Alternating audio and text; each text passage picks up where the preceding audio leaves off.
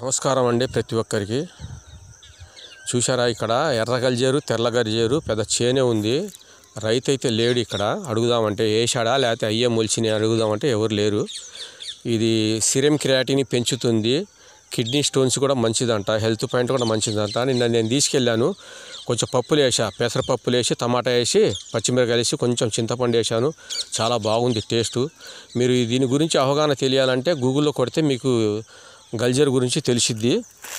దీంట్లో గల్జేరులో 2 రకాలు ఉన్నాయి. ఇది తెల్ల గల్జేరు. తెల్ల గల్జేరు అంటే తెల్ల గల్జేరు కాడ తెల్లగా ఉంటుంది, ఎర్ర గల్జేరు కాడ ఎర్రగా ఉంటుంది. ఇది ఎర్ర గల్జేరు. కానీ ఎర్ర గల్జేరు కంటే తెల్ల గల్జేరు మంచిదంట హెల్త్కి కూడా. అందుకే నేను తెల్ల గల్జేరే ఏరి తీసుకెళ్ళాను నిన్న.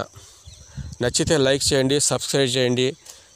దయచేసి ప్రతి ఒక్కరూ సబ్స్క్రైబ్ చేస్తే ఇలాంటి విలేజ్లోనే దొరుకుతాయి ఇవి. సిటీలో దొరకదేమో. గల్జేరు గురించి నాకు అంత అవగాహన లేదు. దయచేసి ప్రతి ఒక్కరు లైక్ చేయండి, సబ్స్క్రైబ్ చేయండి.